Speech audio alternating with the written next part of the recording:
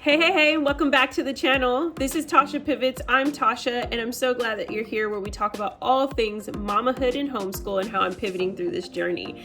And so today I thought, why don't we sit down as I'm going to share with you that we are shifting in my homeschool from a semester system to a quarter system. Hey you, if you're new here, welcome to the channel. I'm so glad that you hit that play button with me today. And like I said in my introduction, I am so excited to shift and change as we are walking into this new year. If I haven't already said it, Happy New Year to you and your family from me and mine. And as I was sitting and doing some planning, and just doing kind of like an overview of the school year, I recognized that I'm not serving my children as best as I can. And what does that mean? That's an overwhelming feeling. I just was looking at our homeschool and looking at the curriculums and the projects, the unit studies, all the things, and saying like, is this best serving my children? And how is it serving them in the span of the school year?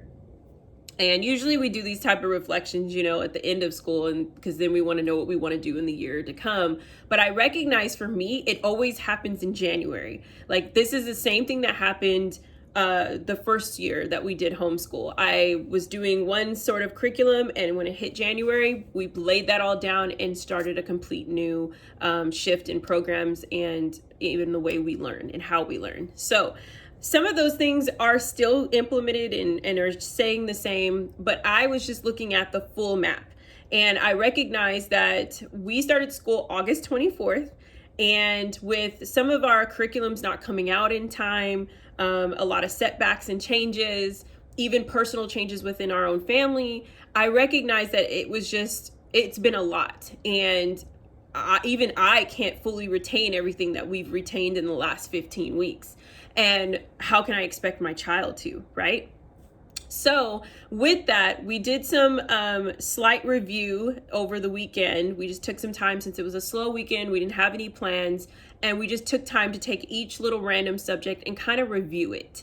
I know originally I shared with you guys, if you've been with me for some time, that we took 2.5 weeks off in November to go to California to visit family for the holiday. And then we came back and we jumped into Christmas of Tells, and we did that for 4 weeks. But I originally said we would only have Christmas Eve and Christmas Day off. Well, child, I didn't do that. I went ahead and took the rest of the school year off and waited until now. So we're already in day 3. I am so happy to be back in our regular routine and just getting up and ready to learn. But I want to make sure that as we move forward, that there is time for I hate this word, but it's the only word that's coming to mind right now, but testing. My state does not require any testing for my children, but I do feel that it is best to check in with our children and find out how are they learning, what are they learning, how are they retaining the information. And if you'd like me to do a video on how I do that with my kids, let me know in the bottom in the comments below, and I would love to film a video on that. So in order to do that though, I can't just keep going. And I feel like in semesters, that's exactly what you're doing for 15 weeks. For 2 terms, 30 weeks total of a school year, you are just literally knocking things out up until December, take a break, taking the first half of January to review everything that they forgot, and then trying to sweep through the rest. And so I was like, how about we do a quarter system? I remember quarter systems even when I was in school and in college, and it worked really well for me. And because we have shifted, and I did make that decision like halfway through this first half of school, that we would do year round and not do the summers off anymore. That's what we did last year. Even though we had a little bit of programs and things to do, I think it's best that we do that. So all that jibber jabber, let me show you guys what I did. Here's my planner. It is lovely. If you've been with me, you know that this is the Advance Paper Co. planner. It has a beautiful scripture, Deuteronomy 6:7 on the front. I love this planner. I will never probably ever get a different type of homeschooling planner again. It is filled with so much richness and goodness and intentionality. I could go on and on and on, but instead you can check out the video up here where I did a full unboxing of this and went through a full planning session if you'd like to after this video. So in here though, there's a section that says map out it's a map of your year, if I can say that properly. and I've marked it off. I don't know why I'm looking at my tabs. Okay, mapped your year, and I really, really, really, really, really like it. So I'm gonna show you kind of an up close, swing to the side, back and forth. But it is mapped out actually from 2020 all the way to 2022. And I love it because it's small, it's intricate, but I can see everything. And so I sat down and I was like, okay, how many weeks did we even do in our first half of school year? Well, we did 15 weeks. And so I was like, okay, so it's technically like first quarter. And we're doing review and we're, peeling back the layers to see where we're at. And so then I was like, how can I do the rest of the school year? So I have that the second quarter starts obviously the week of January 4th. And I have it written out now where it says it every week all the way up. And then you'll see here where it says week 14, where it says recap and testing. That's exactly what I'm doing with my children now. I am going to recap that final week, week 14, where we're going to review what we've learned, how we've learned it, how we enjoyed it, have a discussion. When it comes to testing, it's more like, for instance, with math, reviewing those things that we need to for math, and then following through and making sure that is it something that we need to carry on into the next quarter? Or have we mastered this or feel comfortable enough to say that we've got this in the bag, we understand it, even the language and the things that we do. So there's that. And then I figured we can always have a week off afterwards. So it's a week to just like, okay, we went through this 14 weeks.